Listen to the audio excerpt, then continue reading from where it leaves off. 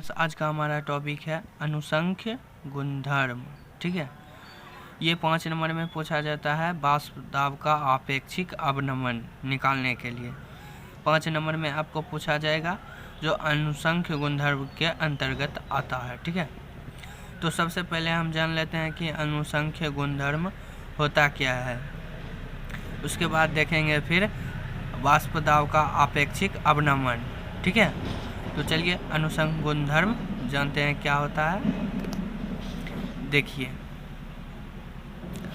किसी विलयन का वह गुणधर्म, ठीक है, मान के चलो कोई विलयन है, उसका वह गुणधर्म जो विलयन में वर्तमान कणों की संख्या पर निर्भर करता है।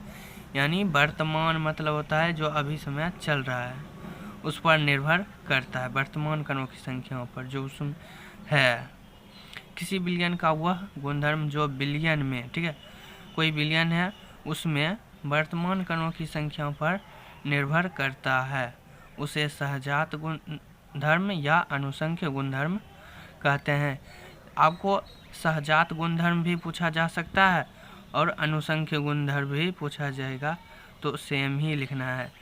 इसे अनुसंख्य गुणधर्म को ही सहजात गुणधर्म कहते हैं और अनुसंख्य गुणधर्म तो कहते ही हैं। ठीक है, इसलिए अनुसंख्य गुणधर्म का दूसरा नाम सहजात गुणधर्म भी है। तो आप लोग अच्छे से याद रखिएगा, अनुसंख्य गुणधर्म को सहजात गुणधर्म कहते हैं। ठीक है, अब देखो इसके गुणधर्म निम्नलिखित है। ठीक है, इसके निम्नलिखित गुणधर्म है। ये हमारा पहला गुणधर्म है, 3-4 और है, उसको अगले वीडियो में बनाएंगे। आज हम वाष्प दाब का अपेक्षिक अवनमन निकालेंगे। ठीक है, अब देखिए वाष्प दाब का अपेक्षिक अवनमन होता क्या है।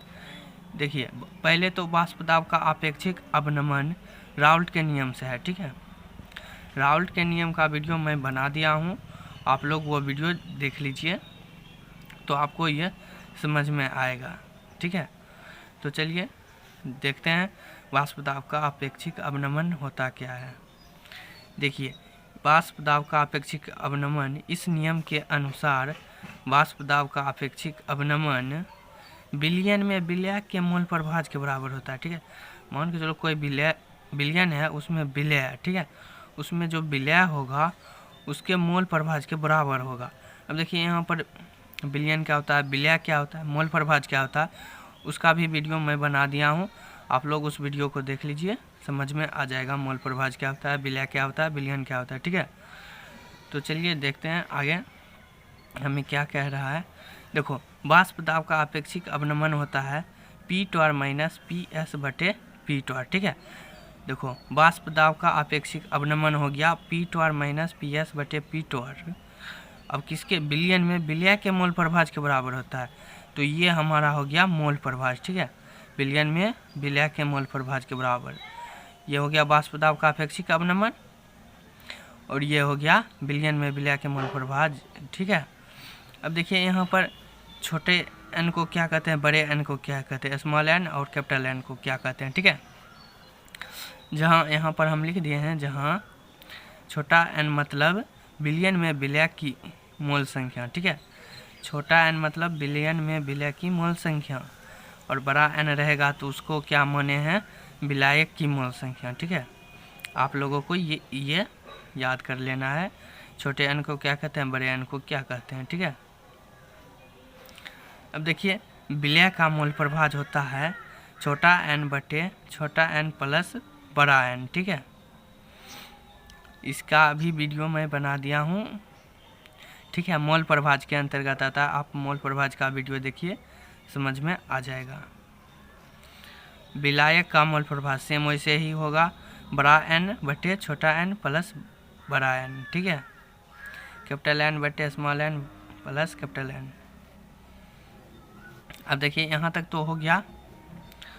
अब आता है हमारा, चूँकि हम जानते हैं कि, ठीक है, यहाँ तक हम सिर्फ मान लिए हैं। ठीक है, उसके अंतर्गत सिर्फ हम लोग इसके बारे में बताए हैं यहाँ तक। अब देखिए ये जो छोटा एन है वो उसका जो होता है विलय की मात्रा बटे विलय का अनुभाग। ठीक है, अब देखो विलय की मात्रा को हम W से सूचित करते हैं, छोटे W, ठीक है, स्मॉल W, और छोटा m है वो होगा अनुभार, ठीक है, मास द्रव्यमान, ठीक है, छोटा n को। अब देखो छोटे w को क्या कहते हैं, विलय की मात्रा, और छोटा m को विलय का अनुभार। अब देखो सेम वैसे ही बड़ा n को क्या कहते हैं, ये है बड़ा W, ये है बड़ा M, ठीक है, कैपिटल M कैपिटल W, ठीक है। और कैपिटल W को क्या कहते हैं, विलायक की मात्रा, और बड़ा M को विलायक का अनुभार। सेम वैसे ही, सिर्फ यहाँ पर चेंज हुआ है। अब देखिए पी टोर माइनस पी एस बटे पी टोर, ठीक है, देख लीजिए पी टोर माइनस पी एस बटे पी टोर बराबर छोटा W बटे छोटा m बटे, ठीक है, बटे छोटा W बटे छोटा m प्लस बड़ा W बटे बड़ा M। अब देखिए यहाँ पर इसको समझाते हैं। छोटा W बटे छोटा m किसको माने हैं, छोटा W बटे छोटा m हम माने हैं छोटा n को, ठीक है। ये हमारा मान के चलो तो n है, छोटा n वाला ये, ठीक है। देखो सेम वैसे ही है, इसलिए हम पहले ही लिख दिए हैं, ठीक है, समझने के लिए। देखो छोटा W बटे छोटा m यहाँ पर है, इसको हम क्या माने हैं, n, छोटा n, तो हो गया हमारा ये n। यहाँ पर देखो छोटा W बटे छोटा m प्लस बड़ा W बटे बड़ा m, इसको क्या बना है, बड़ा n। देखो यहाँ पर फिर इसके बदले आ जाएगा छोटा n, इसके बदले बड़ा n, ठीक है। तो सेम वैसे ही हो गया इसके जैसे, यानी विलय का मूल प्रभाज, ठीक है। इसको हम मानिए समीकरण 2। अब देखो समीकरण 1 में n नगण्य मानने पर, ठीक है। अब जो छोटा n है उसको हम 0 के बराबर मानेंगे, ठीक है। ये जो छोटा n है उसको हम 0 के बराबर मानेंगे, 0, ठीक है। अब छोटा n यानी इसको हम पूरे को 0 मान लेंगे, ठीक है। तो देखते हैं आगे। अब देखिए पी टोर माइनस पी एस बटे पी टोर बराबर, देखिए सेम वैसे ही जैसे ऊपर में था वो सेम वैसे ही ऊपर वाला लिख दिए हैं, और छोटा n को हम नगण्य माने थे यानी 0, तो उसको 0 को तो नहीं लिखेंगे, प्लस में था तो 0 को कोई मतलब नहीं होता है, ठीक है। तो यहाँ पर बड़ा n के बदले बड़ा W बटे बड़ा M लिख दिए हैं, ठीक है। अब देखिए सेम वैसे ही पी टोर माइनस पी एस बटे पी टोर सेम वैसे ही लिख दिए।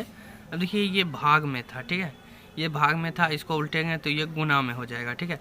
देखिए छोटा W बटे छोटा m, देखिए ये भाग में था m, ये गुना में हो गया, उल्टा दिए हम सेम वैसे ही। अब देखिए सेम वैसे ही यहाँ पर भी उतार दिए हैं पी टोर माइनस पी एस बटे पी टोर, ठीक है। अब देखिए यहाँ पर इसको गुना कर दिए, छोटा W बड़ा M, छोटा W बड़ा M, छोटा m बड़ा W, छोटा m बड़ा W, सेम वैसे ही लिखा गया है। अब देखिए यहाँ पर ये भाग में है, ये दोनों भाग में है, ठीक है, ये भाग में है, इधर आ जाएगा तो ये गुना में हो जाएगा। तो सेम हम वैसे ही किए हैं, ये भाग में था, इधर हम ले आए, ये गुना में हो गया, छोटा m बटे बड़ा W, पी टोर माइनस पी एस बटे पी टोर बराबर छोटा W बड़ा M, सेम ऊपर वाला वैसे ही लिख दिए हैं, ठीक है।